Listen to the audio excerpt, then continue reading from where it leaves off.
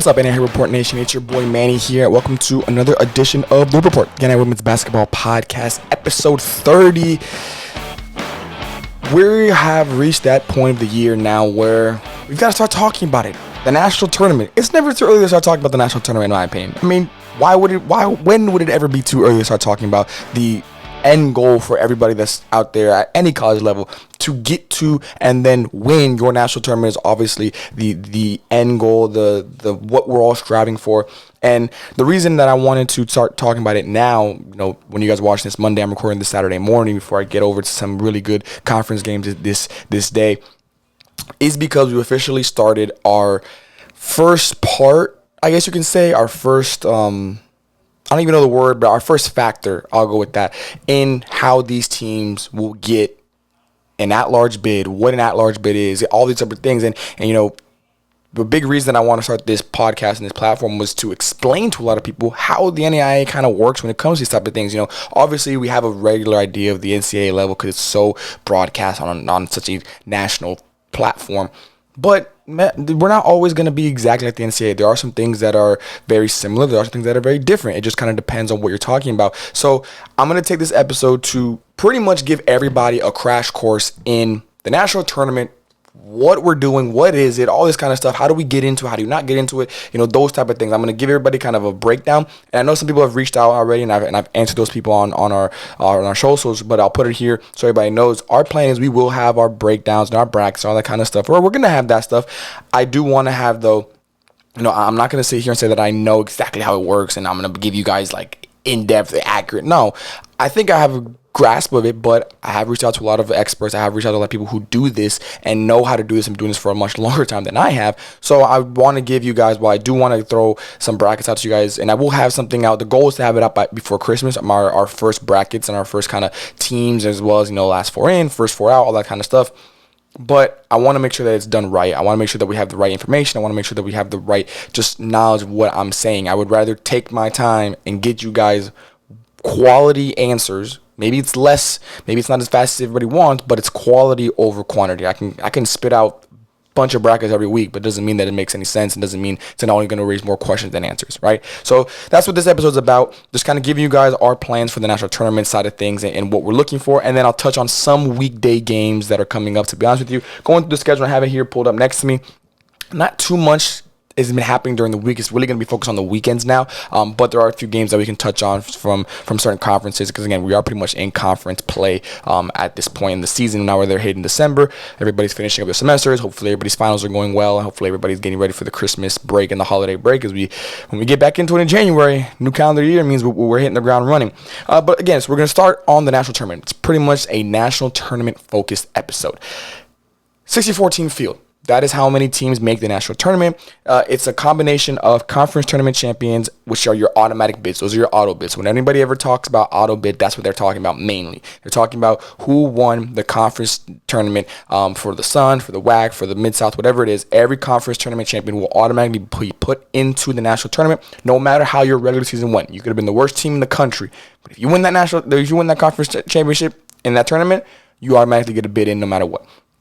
That means that there are 20 auto bids. Last year was 21 because obviously we had 21 conferences, but now this year's 20. So you have 20 auto bids automatically in once the first week or the last week of February, the first weeks of March are done, right? And then you go from there. That means that there's the other 44 teams are made up of other automatic bids. There are 2 auto bids, which I'll explain to in a minute here, and then at-large bids, which are teams that got into the national tournament that were pretty much selected, pretty much almost like an invitation type of thing. That the committee that was made up of coaches and personnel, they felt like this team had a good enough season, both regular season, both postseason, all that kind of stuff, that they're given a chance to compete at the national tournament level. So when we talk about at-large bids, again, those are teams that are selected, and we'll deep dive into what at-large bids are. But I mentioned that there's other automatic bids. The automatic bids work if your conference has any pretty much teams 9 and below. So if your conference has 9 or less teams, you only get 1 automatic bid. That means, in our case, the Sun, we have 9 exactly, so we only get 1 auto bid, meaning the only automatic berth or the automatic bid for us is our Sun Conference Tournament champions. There are some other conferences who have 10 or more teams. Example, the AAC. The AAC, because you have 10, and then the other conference that has 10 or more teams, you get 2 bids. You get 2 automatic bids. You get a bid as your conference tournament champion, and then you may get another one. Typically, it is the runner-up of the conference tournament. Typically, that's how it works. And again, there are some conferences that have, the Sun used to have 10 plus teams. Now, obviously, we're down to under that mark, but that's kind of been the mark. And that's why it's kind of important when we talk about conference growth or conference shrinkage or decreasing, that those things matter. Those things matter when we're talking about national tournament opportunities and chances for your conference to get into it and be able to compete at that level, which again is the end all be all for what we're trying to do at this level. There are 14 conferences with 10 or more teams in them, which means that there are really just 30 at-large bids. Because we're talking about it, again, 64 teams are what the field is made up of. Then you've got 20 auto bids, so now you're down to 44, right? Of those 44, there's 14 more that are also auto bids, so that puts you at 30. Just about 30 at-large bids is what we're talking about for the rest of the country. So it really does come down to splitting hairs. It really does come down to looking at, hey, like this team had a good year, but then they beat this team, then this team. And when you start doing that type of stuff, it can be that's why this process is very long. That's why when these coaches meet on Sundays or whenever they meet for these selections, it's very time consuming and it takes a lot of effort and just, again, know-how of what's going on.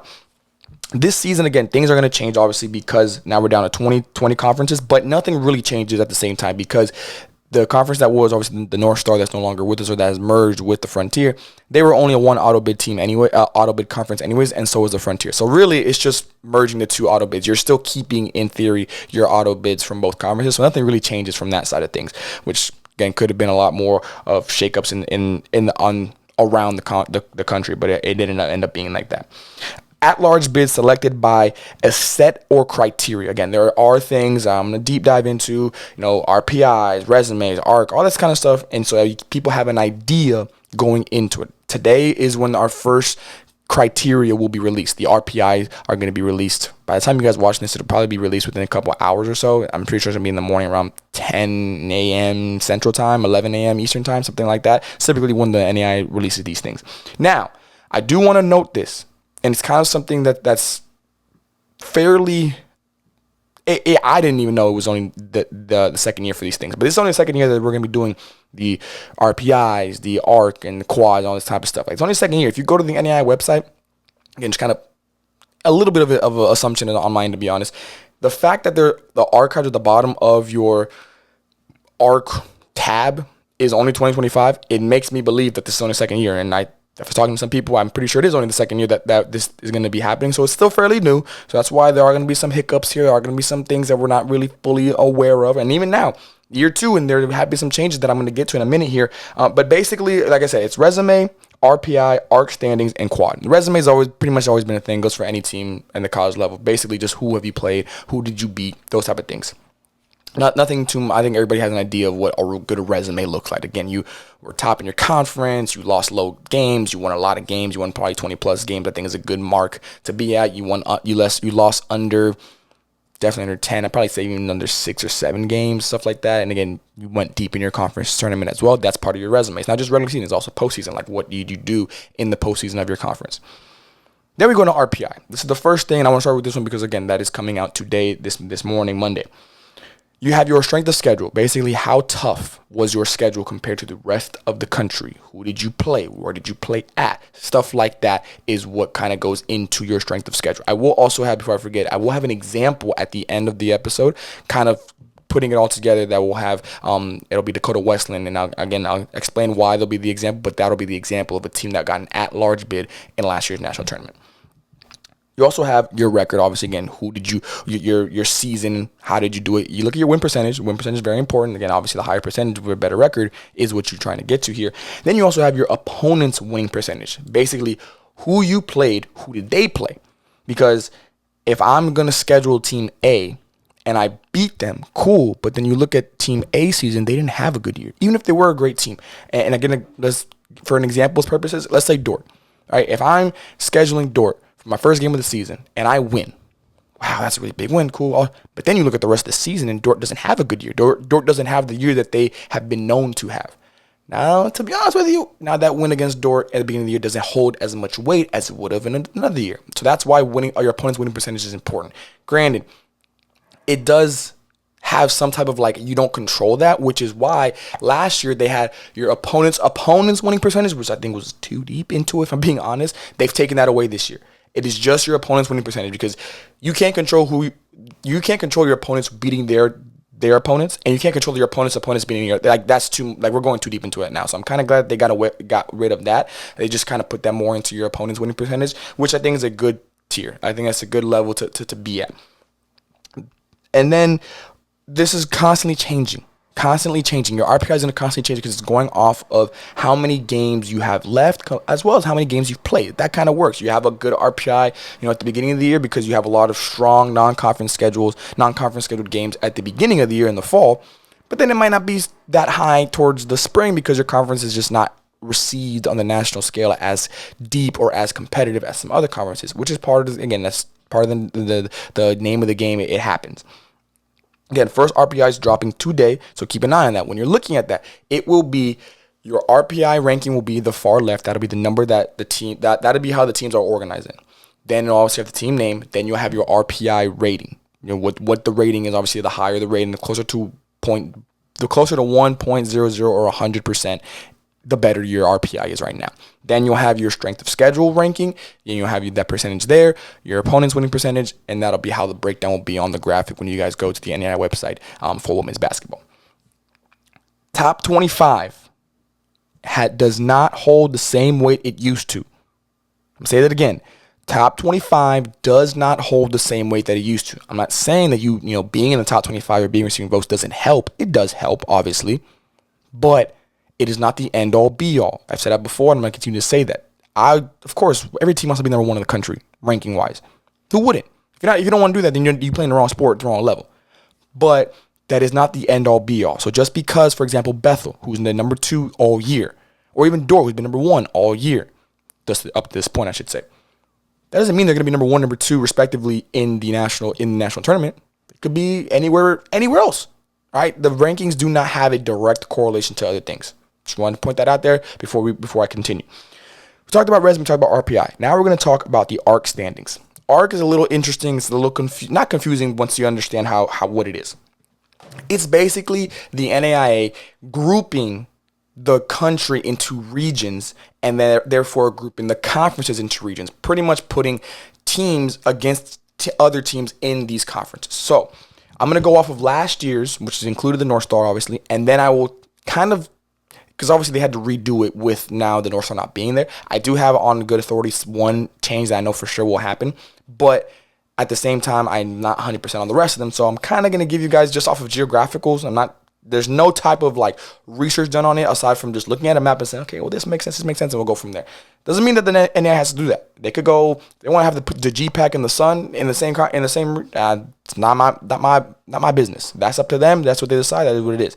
But I'm going to go off geographically looking at these conferences. So last year there were 6. 1, 2, 3, 4, 5. 6 arcs or regions in the country, divided up by the NAIA. In the West, it was the CalPAC, the Frontier, the GSAC, and the Cascade. In the Southwest, that was the Sooner, the Red River, and the CAC. In the Great Lakes /South, Crossroads, WAC, River States, Mid-South, right? And then the last 3 were the Midwest, which was the KCAC, the AMC, and the Heart. And then the Southeast, the Sun, AAC, Southern States, and HBCU. And then North Central was GPAC, North Star, and Chicagolands. That's how it broke up last year, right? Now with the North Star not being there, there will be a new grouping. The one for sure change that I know is happening is the Mid-South is now joining the Southeast. Obviously, now that we have 20 conferences, I do believe it makes sense to go to 5 ARC regions instead of 6, so that way you have an even 4 across the board. With that being said, with the Mid-South joining in, that means one of the 4 that was already there, the Sun, the AAC, the Southern States, and the HBCU, one of those 4 will have to obviously be knocked out. I don't really know which one it is. I think it's going to come down to the Southern States and the HBCU. I'm going to go with the HBCU one. That's the one I would move. Again, the NAIA can do whatever they want. I'm not saying this is what they have to do. It's just what I would do. So the new grouping that I came up with, again, 5 regions now. The West, unchanged. I think it's good. CalPAC, Frontier, GSAC, and Cascade. I think that makes sense. Awesome. The Southwest, which was the SAC, the Red River, and the CAC, I am now keeping those 3, but adding the HBCU into that one. Then the North Central, which was GPAC, North Star, Chicagolands, I'm keeping the GPAC and the Chicagolands. And then the reason that I have decided to break up is actually the Great Lakes and the Great Lakes / South. So I added the Crossroads and the WAC into the North Central. That's what I did. Not saying it's going to be how the NAIA breaks it up. The ARC and the next thing I will talk about, which is the quad records, that'll be dropping on January 20th. So we still have just over another month for those, but just kind of talk about it now so everybody has an idea of what to expect for that. That's the change I had. North Central, now Crossroads, GPAC, Chicagolands, WAC. Then the last one that I have, the Southeast and the Midwest. The Southeast I talked about, I know for sure will be the Sun, the AAC, the Southern States, the Mid-South. I know the Mid-South is adding in. I know the Sun is staying in it, obviously. I'm pretty confident the AAC has already going to be talking to a few coaches. And I think the Southern States is the only one that could maybe come out for the HBCU. Not really sure. I kept the Southern States in it. Just think it makes sense.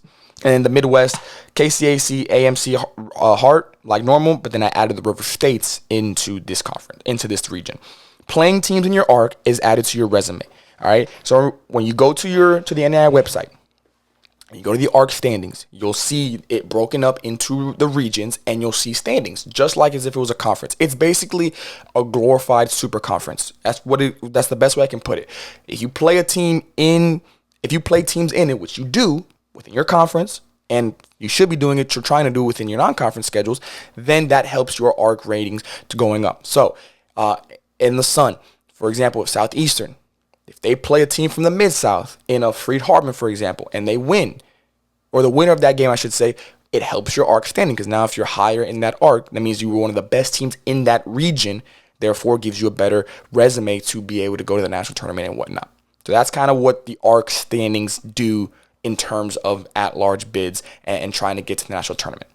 The last part that we have is quad records. Quad records is just a way of splitting up quality wins.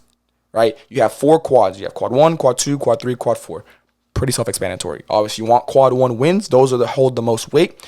Quad 4, you don't get the most for those. You get something for it, but not a lot. If anything, losing those obviously are what end up hurting your resume and whatnot. Not all games are created equal. I've talked about that before. Home, quad 1. I would say winning against a quad 1 team on the road is the most you can get. The most you can get.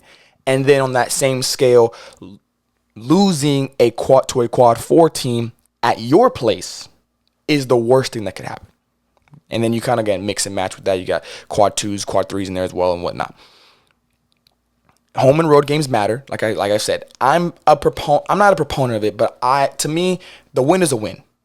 The home and road are what goes towards national committee people trying to split hairs of like, yeah, these 2 teams beat top 25 teams, but one did on the road, one did at home. So I'm going to give it to the team that did it on the road, which I understand. But overall, to me, a win is a win, especially a ranked win is a ranked win, especially if you're the upset or you're the underdog team. When you do your quad records, you go to the same thing, NAIA website, you go to the quads. All this will be on the same page. So when you go to, I believe the tab is where the polls are, it'll be ARC and RPI, something like that. It'll be RPI will be the top one.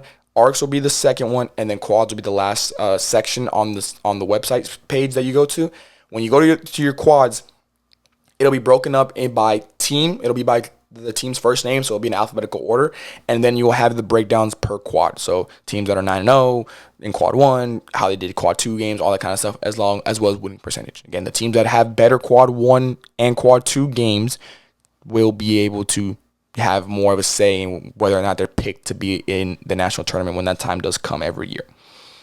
That is pretty much the breakdown of the national tournament process to get in as an at-large bid, automatic bid, 2 automatic bids, and why some conferences have 2. And again, the reason I'm doing this is because these are all things that I had to learn, that I learned through just research and kind of asking people word of mouth, asking the people that are above me, the mentors that I have in this world, why, who, does it matter, this, all, just asking those kind of questions. I've been able to put all this stuff together. And I know there's somebody out there, whether it's a freshman that's playing on the team right now, whether it's even a coach maybe isn't fully aware of it, or who am I looking at, whatever the case may be, or fans and friends and family that are like, wait, why is my son or why is my daughter not doing this, or why is my daughter's team not here?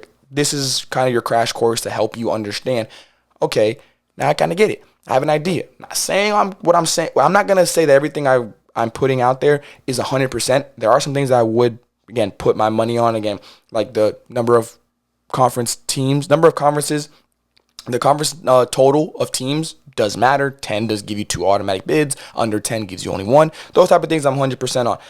Everything else, a little bit of just research that I've done on my own and asking, like I said, asking people throughout the past 6 years that I've been a part of this world. I told you guys I would give you kind of an example to help it. You know, I'm a visual learner. I like to kind of put it all together. And it was hard, obviously, because I'm not going to be able to do anything for right now because I don't know anything right now from this season so far. So I thought to myself, okay, what's a good team that is typically a national tournament team that I'm going off of at-large bids? And there is one more thing that I will talk about, which is bid stealers. I'll talk about that last. It's the last thing I'll talk about. But at-large example. So this team I'm talking about, Dakota Wesleyan last year, they were an at-large bid team. That means they got into the national tournament because they they got an at-large bid from the committee. The GPAC has more than 10 teams. So again, we'll go with the same breakdown like I did when I was explaining everything. The GPAC has more than 10 teams. Therefore, they have 2 automatic bids. You have your conference tournament champion, which ended up being Dort. And then, because Dort also won the regular season championship and the conference tournament championship, the second bid went to Briar Cliff, who was the runner-up in the conference tournament. Typically, I said before, it's the conference tournament runner-up. That can also, your second bid can also be your regular season champion, if it's 2 different teams. It can also be which is, I think, the Red River. And the reason I know this is because it's, to be honest, it's kind of an interesting one. I think it's like the tougher schedule. Whoever has the toughest schedule is the second bid team in the Red River, something like that. It's definitely not either regular season runner-up or conference tournament runner-up. It's the third one. It's, again, very confusing. I don't know exactly how to word it, but I know it's something about percentage and your schedule and whatnot. I think actually might be whoever is the second in the arc for the Red River Conference. I think that's what it is. Which still goes to your strength of schedule and how you did in the season. So because Dort won the regular season championship, they were automatically in. They then ended up winning the conference tournament championship. So therefore, you look at now the runner-up in the GPAC, which was Briar Cliff. So there goes your 2 auto bids. Dort, the number 1 seed, and then Briar Cliff was actually the third seed in the GPAC last year. So, like I said, Dakota Wesleyan got in as an at-large bid. So why did they get in? Well, when we go through the breakdowns, the resume, I couldn't go back and just go through every team and whatnot, but we know just off the GPAC alone, you're going to have a really good resume because you have so many good teams. So that's understandable. And I do think resume, like I said before, everybody has an idea of what I mean or what we mean when we say you have to have a good resume. Just like going to a job. You got to have a good resume. Where have you worked at? What have you done those jobs? Who did you play? Who did you beat? When did you beat them? Stuff like that. So you go to RPI. Dakota Wesleyan last year finished with the 23rd ranked RPI. It was a .598 RPI ranking. Again, that was number 23 out of hundreds of teams. I'll actually pull up real quick the total number that these things are out of, so that way you guys have an idea of just how many teams are actually in the NAIA when we talk about basketball sense. So when we pull it up here, again, so you'll go, that's actually a good way to tell you guys how to go to the website. So you go to the website, you go to obviously women's basketball, under regular season resources, you will see, it says ARC ratings and RPI. That's where you go to check all these type of things. And when you go to that, like I said, give you guys a calendar. RPIs are first. Area Ratings Committee is what ARC stands for, because I know I didn't say that earlier. And then your quad records, and at the bottom, it'll say archive last year's stuff. You guys do want to go back and say, okay, well, how did my team do last year? Or what was one of the best teams in the country? How did they do? Stuff like that. When you go to, RPI, the final one last year was March 5th. That was a Wednesday. I told you Dakota Wesleyan was number 23 in RPI rating out of 228 teams. 228 teams. Now, obviously, that number will change year to year with teams that no longer are participating and whatnot, which is obviously unfortunate. They were number 23 out of 228. So it gives you an idea of how many teams are in and how many teams, it kind of hurts. The worst team last year in terms of RPI was .306. That was their RPI rating. And the number 1 team in the country last year, which was Campbellsville, at the end of the season. This will always change every time it comes out. It's going to change. It does not mean, it's not a reflection of how your season's been going. It's just kind of in terms of what you have left. Kind of, that's what it is. But it will always change. It's not going to be like the ratings where if you're number one like Dort is, they'll always be number one until they lose. No, your RPI will always change. The number one team in the country last year was Campbellsville. They had an RPI rating of .687. All right, 687. For the record, the top 4 teams were all from the Mid-South. Campbellsville, Freed-Hardeman, Bethel, and Cumberlands of Kentucky. So, talked about it, the RPI, that was their ratings for Dakota Wesleyan. Then you go to strength of schedule, which is the next thing that will be on this sheet. The strength of schedule rank for Campbellsville, who was number 1 in the country last year, was 2. They had the second toughest schedule in the country. The actual rating was .618. The number 1 team in the country was Bethel. They had a rating of .627. The worst team in the country last year when it came to RPI, which again, the way that this is organized, it was .401. They were also the worst team in terms of strength of schedule. For Dakota Wesleyan, they ranked 55 in strength of schedule, and their rating was .531. .531. Now, don't ask me how you found the ratings. That you got me on that one. I'm just giving you what the rating totals came out to. So when you see, oh, why did we make it, or why did we make it, or how can we make it, then you see where those numbers kind of fall in terms of the future and whatnot. Dakota Wesleyan's rating record last year was 24-6. Again, kind of want to have a 20-win season. That's the minimum. I think that's the benchmark. If you don't get to 20 wins, it's going to be hard for the committee to put you in. Even if you're at 19, I've seen plenty of 19-win teams not make the national tournament at all. And then record-wise on the loss side, I said about 6 or 7 is the max you can really hold. But you want to have as low as possible. Last year, Campbellsville, they went 25-3. Dort, for reference, went 29-2. Don't see any team. Nobody went 30, and no one had 30 wins last year in the regular season. And the worst rating in the country last year, I believe, we had some teams that went, 0-8, 0-8, and 0, just not wins. But yeah, so that was your record. Winning percentage, like I talked about, goes off of your record. For Dakota Wesleyan, their winning percentage last year was .80, was .800, so 80%. And then their opponent's winning percentage for Dakota Wesleyan last year, it was .525. There is no rating, or there's no organization for it like it is for strength of schedule and RPI. It's just in reference to, this is how you did in your specific season in your games, and then this is how your opponents did in their games the rest of that season. Campbellsville, again, number 1 in the RPI. Their winning percentage was .893. Their opponent's winning percentage was 64%. So they did fairly well. Their opponents did in their own seasons. So that means that Campbellsville's record, their schedule was not that bad because their opponents beat everybody else. That's kind of how you got to look at it. Opponent's winning percentage, it basically tells the committee, okay, so Campbellsville beat 25 teams out of the 28 that they played. If they were to play, if the opponent's winning percentage would have been low, then that would have made Campbellsville look not as strong because, well, everybody beat your opponents. But because their rating was pretty solid, was their opponent's winning percentage was above what you would expect as average. Now it makes Campbellsville seem like they're having a better season and they're winning games that are hard to win. That's what it looks like. Like I said, last year was also opponent's winning percentage. We don't got to worry about that this year because that's not going to be a part of the formula. That's the breakdown for RPI.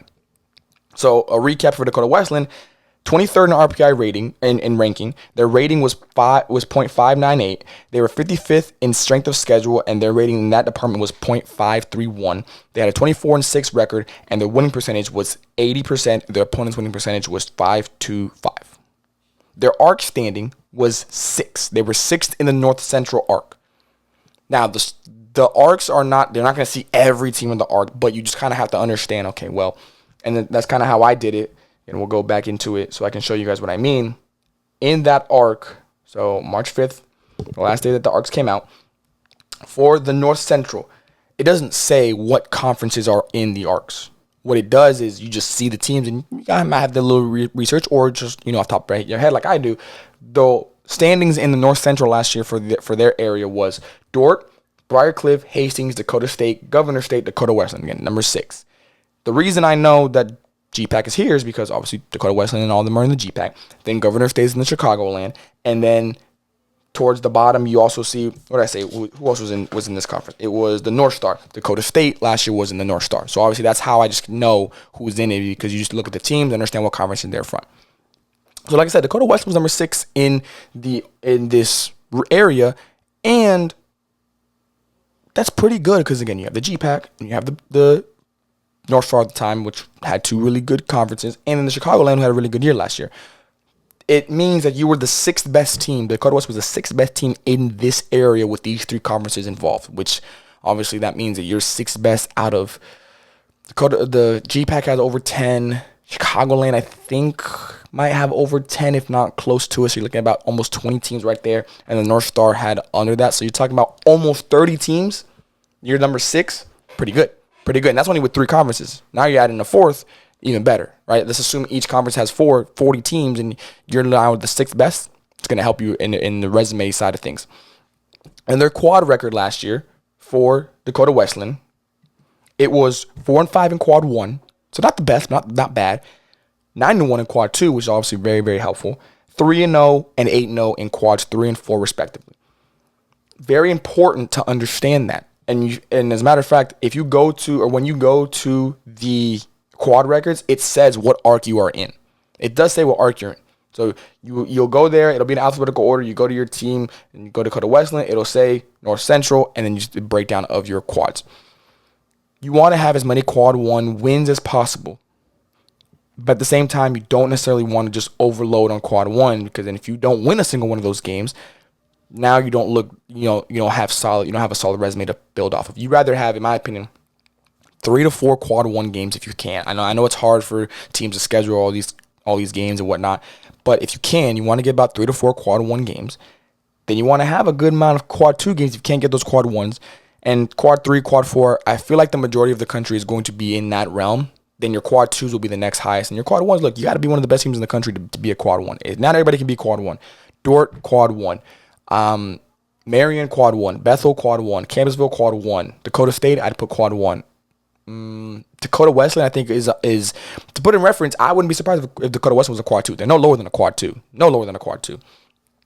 Now, like I mentioned before, some of these teams, like a Dakota Wesleyan, could be one of those teams. I'm not saying they are, but it could be one of those teams that they're a quad 1 if you're playing them at their place, but they're quad 2 if they're playing at your place. And that can be a thing. That is a possibility. And I understand it. Again, we're splitting hairs through this process. You cannot just have a one size fits all. Some of it's gonna be a lot of gray area when we're doing this year to year, and that's just something we have to understand and take into consideration when the time does come for all these processes to be coming together for the national tournament to become a thing. All of this said, the RPIs, the arc standing, the quad records for Dakota Wesleyan, that allowed them to be the 5th seed in the a 5th seed in the national tournament. Not obviously the 5th seed, but a 5th seed in the national tournament. Things have changed this year, but this will be the roadmap going into this year.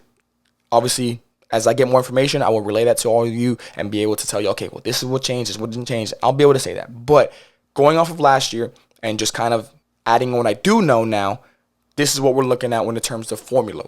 How do I get to be an at-large team if I'm not winning my conference championship, or if I didn't win my conference championship? Last note I'm going to say before we get into some of the midweek games here, quick hits. Bid stealers. That is a term that I feel like only not casual fans probably do not know what bid stealers are. They've seen them. They know what they are, but they don't know what that means. Bid stealers are teams that, and I have it here, teams that would have not made the national tournament without winning their conference tournament. Seems a little extreme, but it's really what it is. If you are, and to put an example, and I have a team here that I would have considered a bid stealer last year. If you are the worst team in the country, you didn't win a single game, you make your conference tournament and you win the conference championship game, you are a bid stealer. You are a bid stealer, because there's no way you would have made the national tournament if you didn't win the automatic bid of your conference. And the reason that's important is because we'll flip it. If the worst team in the country wins their conference and the I'm not gonna say the best team in the conference in the country. That'd be a little excessive. But if you're a bubble team, if you're one of those teams that could be the first four out or the last four in, you need the rest of the country to go chalk, meaning that every team that should win wins. Example, Dort. If Dort loses in their conference tournament, they're still gonna go in. They're still gonna go in because they are the best team in the country all year. So they don't necessarily need to win the conference championship game. It obviously helps, but it would help more for those teams that are on the bubble to say, so that way they can't be the ones to fall out. That's what bid stealers are. For my opinion, going off looking at numbers and what happened last year, a bid stealer example for me from last year was Blue Mountain Christian. Blue Mountain Christian last year, and I wanted to pull up where they finished in the Southern States, so I'm going to do that real quick here. But Blue Mountain Christian, I'm not saying they had a bad year last year, but it wasn't the season.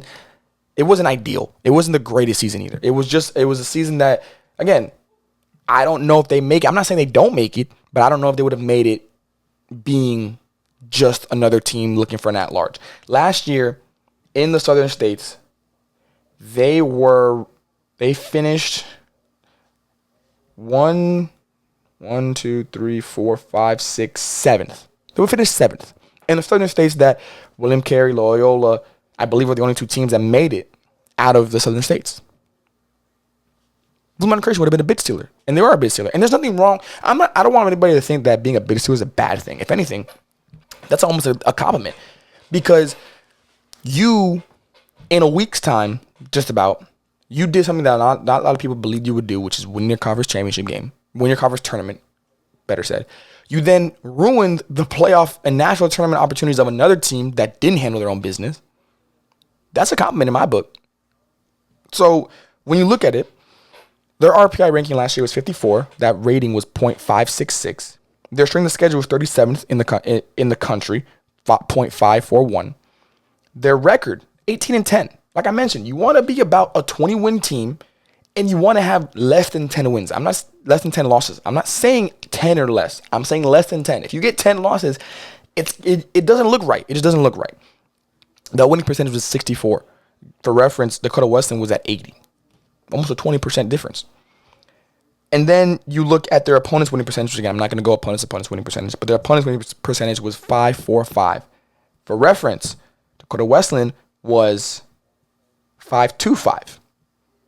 Right? So that means that Dakota Wesleyan, the rest of their opponents won a good amount of games, but they won less games than Blue Mountain Christian. So there's one thing that kind of helps Blue Mountain Christian, like, hey, but out of all these that I just named, if we look at it ranking-wise, Blue Mountain Christian 54 in the RPI, Dakota Wesleyan 23.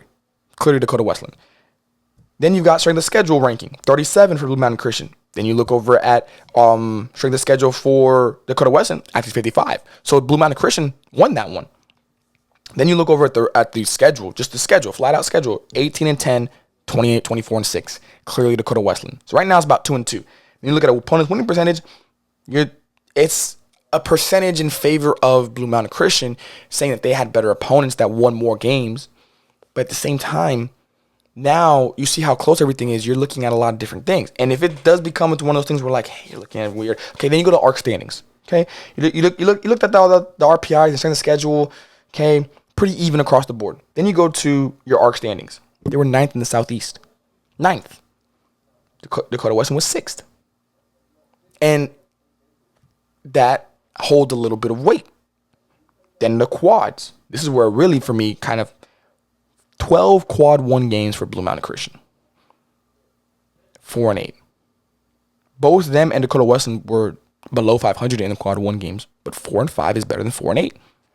Quad 2, 3-2 for Blue Mountain Christian, 9-1 for Dakota Wesleyan.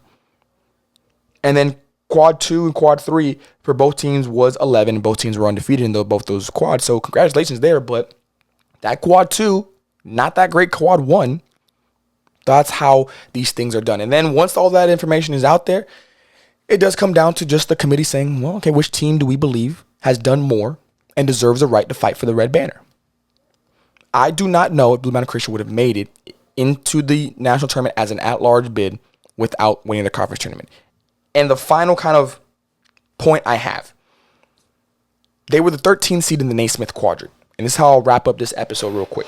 Well, at least this part of the episode. I mean, we still might hit the weekday games here. We'll see if we have time. But it's four quadrants in the national tournament bracket. Naismith, Kramer. I'm blanking on the other two. I'm going to pull that up here real quick. There are a total of, so the names of the quadrant, like I said, Naismith, Kramer, then it's going to be Linston and Dorr. Those are the four quadrant names. The Naismith is the number one quadrant. So that is the quadrant. If the number one seed in that quadrant is the number one overall seed in the entire tournament. For those who don't know, yes, there are four number one seeds, but there is obviously a number one overall seed. Last year, that was going to be, whoever is in the Naismith quadrant as number one, that is number one. Whoever's in the Naismith quadrant as the 16th seed, you were the last team in. You were the last team that was put into the national tournament. So, using that as well, Blue Mountain Christian was number 13 in that quadrant.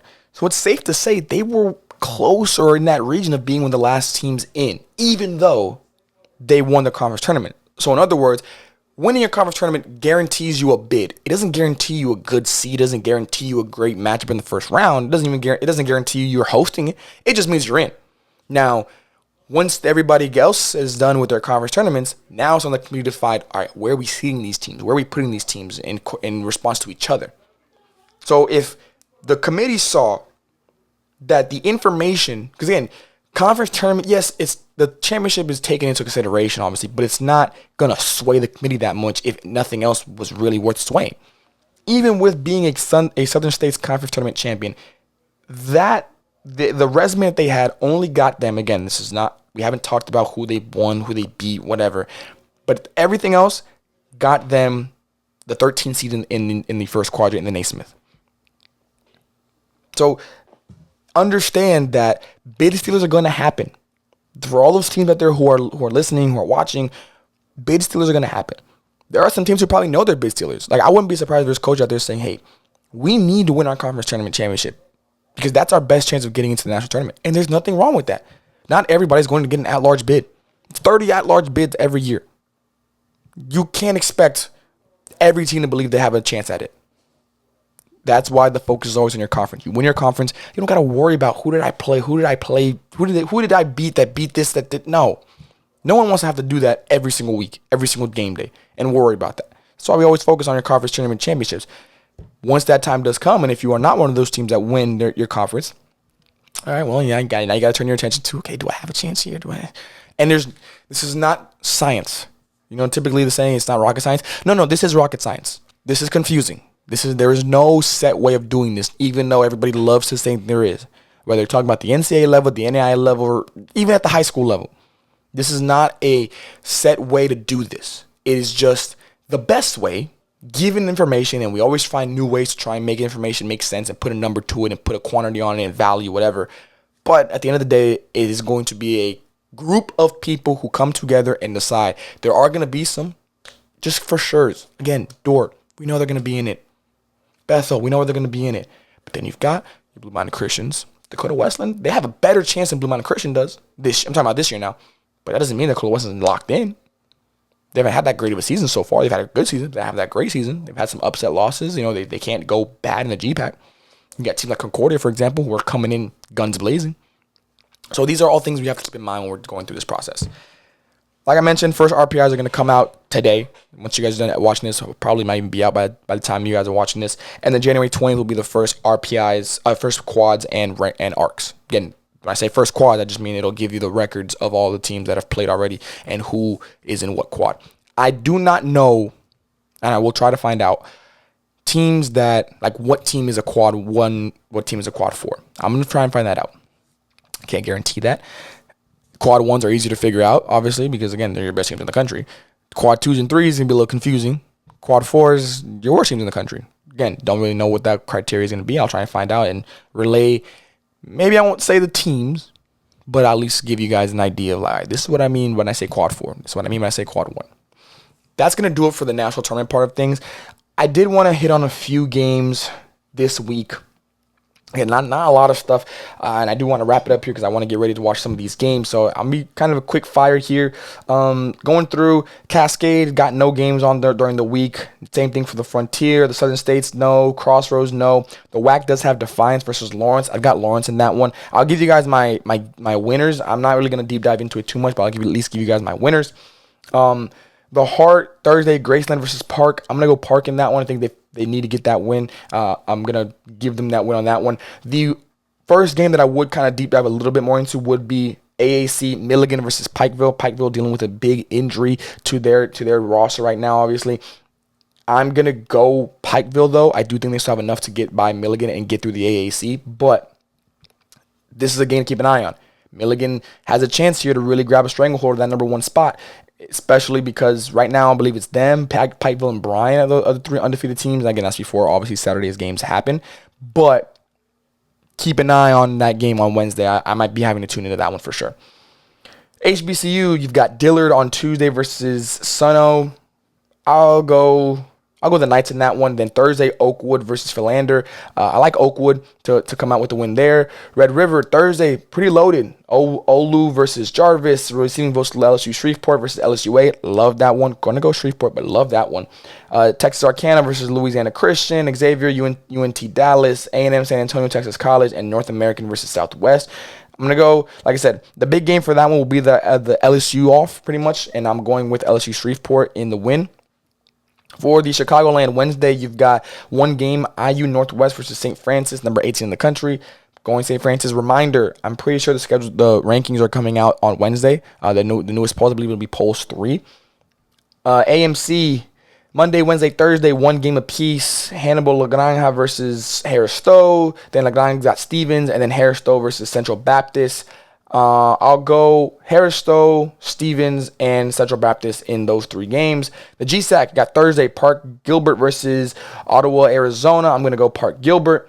River States, you've got 2 set of games, IU Northwest versus IU Kokomo, and then West Virginia Tech versus Receiving Votes Shawnee Shreveport. Give me Northwest in the IU off, and then give me Receiving Votes Shawnee State in that game. GPAC, the loaded, pretty much obviously have a loaded Wednesday. Mount Mary versus Hastings. Give me Hastings. College of St. Mary's versus Don. Give me College of St. Mary's. Concordia versus Midland. I'm going Concordia. Dakota Wesleyan versus Dordt. Big game there. Really going to be I kind of want to know. I would love to know what's going to happen in today's game between Dakota Wesleyan and Briarcliff, I believe it is, or Dakota Wesleyan Concordia.